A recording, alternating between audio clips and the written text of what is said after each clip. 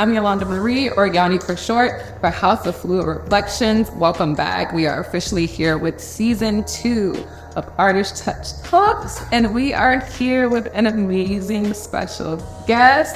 Today, I have Michaela here with me, and Michaela, would you like to introduce yourself? Who are you? Yes. Hi. So I'm an actor, writer, artist living in New York right now. That's what I'm doing, vibing.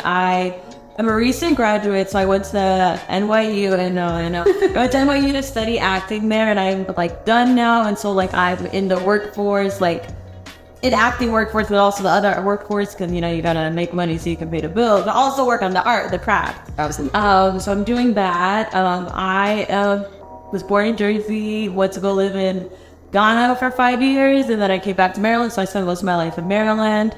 And now I'm out in New York, like doing the thing, or trying to do the thing. No, I'm doing it. She's doing it. Yeah.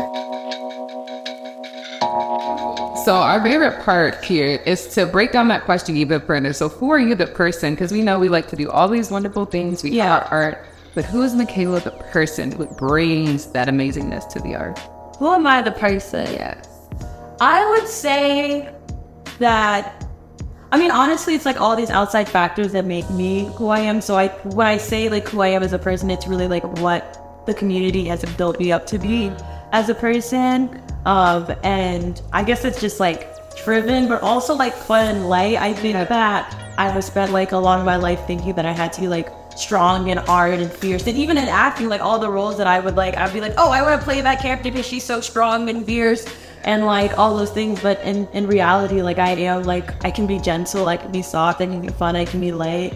And these are things that I've learned like through working on the craft, but also like from the community. I see like other Black women that are like so dynamic, like every like Black woman, like the spectrum of it, like look all so different, act so different, like we are individuals, right?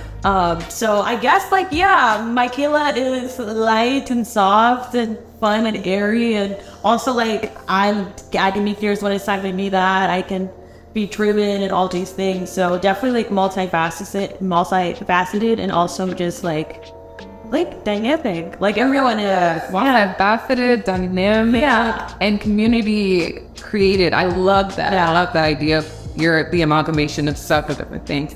So with that, how has that helped or influenced your art? And do you want to break down a little bit more where your art journey even began for you? When did the art first affect you?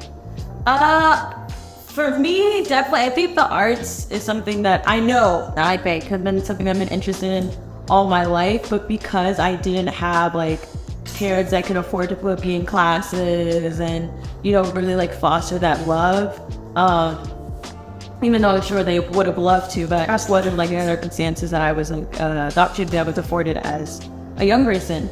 But honestly, I would say like it started in like middle school where we met at an arts camp, and I was like able to get a scholarship there, and so I was like, oh my gosh, like now I'm doing like a little dancing, and back then it was really like I was just like a mover, and I wasn't really deep into acting. I was just like, I like to dance and express myself through that. But like as time went on, I was like, oh, like I really, really like acting. But when I went to college, I did not originally go to college for acting. I was going for engineering and broadcast journalism, because people are like, oh, you're so smart, you're so smart. And I was like, oh, smart people are engineers. Like I was gonna be an engineer because everyone said I'm so smart. Yeah. And then broadcast journalism was kind of like my outlet to still do like arts in some way. But like I also really like talking and like being out there. So I was like, if I'm like a journalist or like a broadcast journalist or like a news reporter, like people will still like see me and know I exist, and I still get to talk all the time. But as I went on, I was like, yeah, I don't want to do this. I want to do this.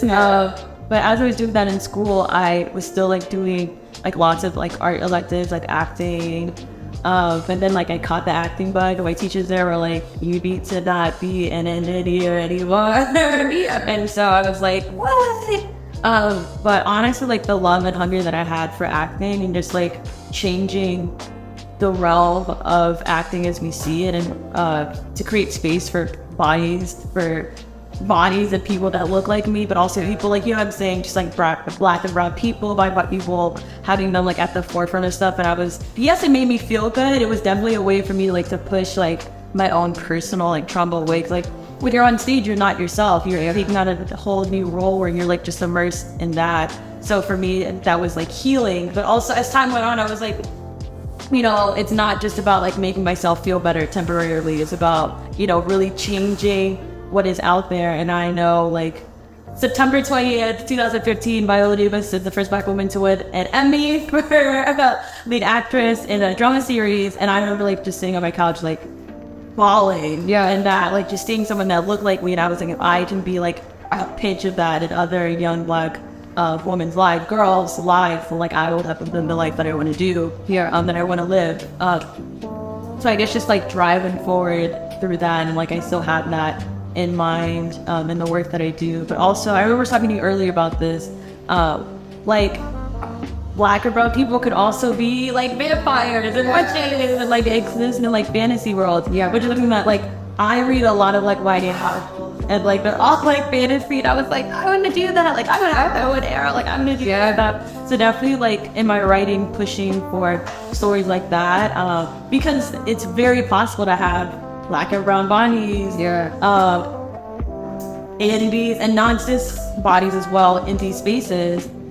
We just don't see it as often, and so it's like, what can we do to make that a norm? Exactly. People want to watch it and see. I don't want to see out and in it. So 100%. So let's roll back a little bit. You now just mentioned writing as well. So where did the writing bug begin? Because I loved how you not only have the in front of the screen, the performative aspect, but the fact that you also exist on the paper behind as you're kind of curating some of these spaces as well. When did that start?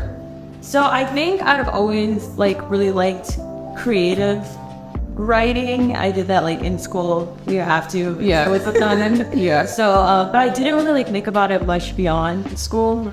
It was like a thing that I figured, I think when I came to NYU, I figured that I had to do it. It's like, as I was saying earlier, like as artists, like we do it because we want to, but like we're also like with B2, we're charged to do this. Like there are things that we can do. We could be making more money. We could be doing so many other things, but we do this. We are called to do it, you know? Yeah. And I guess it's the same thing with writing. I don't do it as much as I wish I could, because I'm like still getting nothing, you know. But like when I find time to just sit down and write, I'm able to be the person that is like adding people that look like me onto these pages, and then these pages will then hopefully come to life like on screen or on stage. It's one of those things where you have all these stories in your mind, and they're only with you. So like, how do you get it out there? And it's like through writing them, right? Yeah. And you know, as an actor, as an actor, you can only do so much. But as a writer, you can, you know, create these things, right? You can create the worlds that have been sitting with you, the worlds that you're inspired with, for worlds that are like before you existed, worlds that come afterwards. Like, you know what I mean? All this stuff, like the world is literally like you're like you can do anything. So I do. It's like the really cool thing about writing, and I will like continue to do it. Cause I'm like, you know, tell these stories that have like not been told. And, like, that's what I'm for. I love that. I love that. So going back to childhood as well. So before that arts came to you, so then what were your outlets then, and do they still affect you now that you found your path with your craft? Well, that's like honestly, like I used to think I was going to be the WNBA. I was playing basketball. My teenage days, I'm like, playing basketball. Hey family, House of Fluid Reflections Artist Touch Talks are back. HFR Artist Touch is a community-funded initiative we produce as a part of our mission to rehumanize creators, help them feel seen as people. We're here to share your beautiful stories.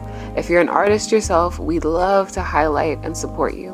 Reach out to us via hfrconnect.com. I had to have a come to Jesus moment where I realized like that was not realistic. I really thought I was doing it. I was not. But honestly, like I don't feel that I really had to, and I think that's also something that speaks to like mental health. Yeah, a lot of communities, where it was a thing where I was also so young that I wasn't able to like really register this, but what I can now, as I'm older, I have had taken the time to like process about these things. But it's like I didn't really have much of an outlet, because it was, like I said, it wasn't something that I was like, my mom was like making sure that my brother and I were okay all the time. So I didn't really have much like an outlet, and I was like afforded things through like school, like after school activities, and of course like the Boys and Girls Club, which like without them, I do not know where I would be. Definitely like a light, a beacon. And they are like the people that really, really got me into the arts. Like even going to summer camp, that time it was like through the Boys and Girls Club and having like adults in the community that are currently constantly like pushing and encouraging me to be like the best that I can. And I feel like when I go back home, even like I can be in New York like, man, I'm not making strides. I go back to Maryland, everyone's like, why can't I the superstar? I'm like, guys, stop. But like even just we gotta do that support. No, right. And I talked about just like inspiring like young girls, and I realized that I'm already like doing that. Like when I go back home, I'm just like, without the like, I'm doing it big. You are. I just saw many of things. Yeah. I love that. So family, how has your family played an integral role? Like you're out here in New York, like you mentioned, family's in Maryland. How has that been, and what has that support for it looked like? Like in the arts? Yeah. Wow. When I remember when I decided to be an actor, I was like, no. I was like, but my mom really good. It was just like, no, like my parents immigrated from Ghana to London, and they literally, that's where my brother was born, and then they went from London to America. And it was like, having the idea of having your child pursue something that just didn't have any certainty at the end of it was like not really an option for my mom in her mind. She's like, all this hard work, like, we came here so you could be afforded opportunities that we were not afforded when we were in Africa. You could be given a life that we weren't afforded. So it was definitely like, no, like not an option. I remember my mom hadn't even like seen any white shows, and I was like, but you don't know what I can do.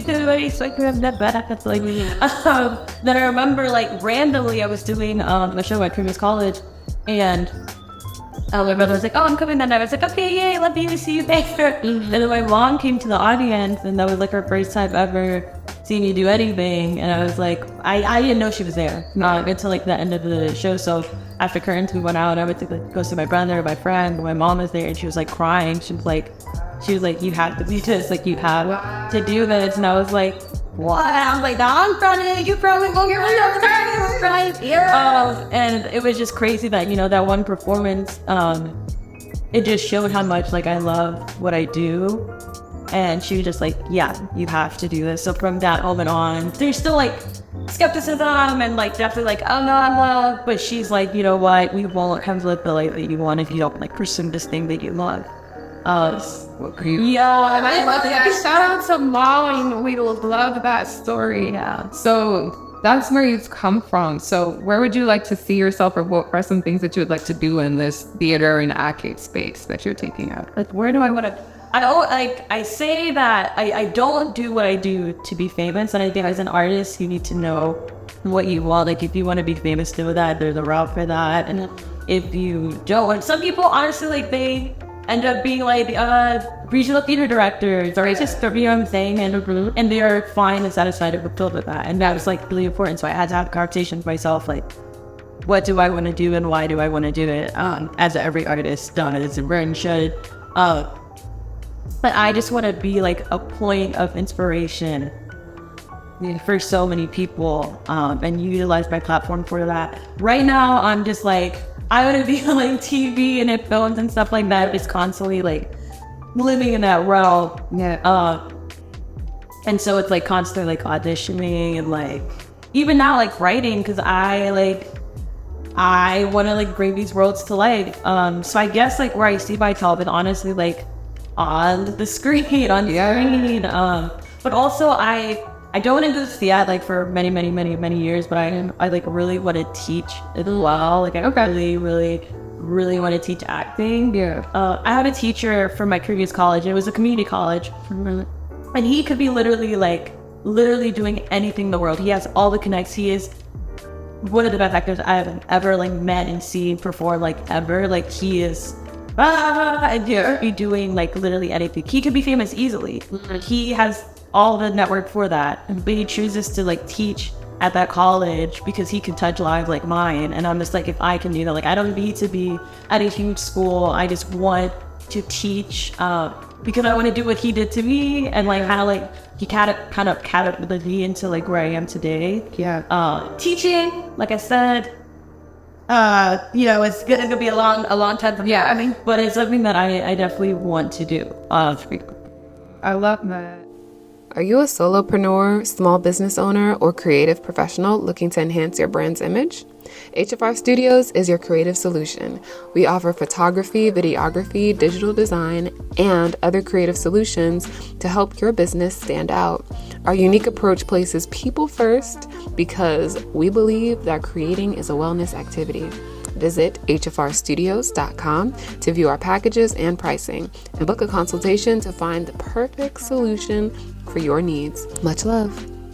So with that teaching in the future, what is some of your creative process? Like, how do you show up to your craft?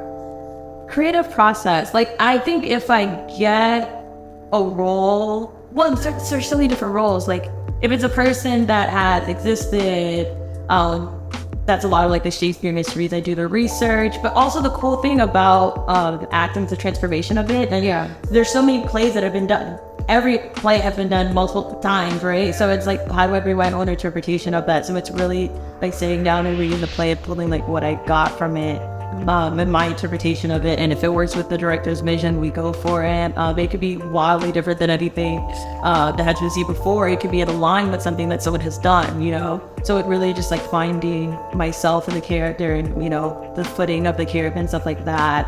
Writing the backstory, like, this person, even if it's the smallest role, like, and I find for smaller roles it's easier, just so that, this person was, they're coming from the grocery store and they're rushing in and that's why they're panting, this is why they're here and that, they're here to do this. And I think sometimes also just, they make like so much pressure with it, and I don't have a very specific process right now because I still I div and dabble in different things, and I think for depending on the roles it's different. Like sometimes I don't even have time to have a full-on process. If it's oh my gosh, you want to do the show, it goes on in a week or two, and I'm okay. I don't have the time to do the all the stuff that I do. And I have a friend who she makes a playlist for her characters. I like that. And she's like, how would I listen to music as this person? What kind of music do they listen to? And I'm and that's something that I've started doing too, just because music is also something that is so instrumental in it being the way out. So there's so many different things that I do, but I think honestly the biggest thing is just communicating with other people in the team to make sure that everybody should do the line, and then going with that digging into the character as best as I can. I love that, and the music being instrumental too. I love that piece of it because you're finding different ways to incorporate what is in your everyday life, but also attributing it to a new facet, a new character. Yeah, it's beautiful. So, if there was something or many things, what is it that you want the world or your audience to know about Michaela? That, I think, just honestly circling back, and when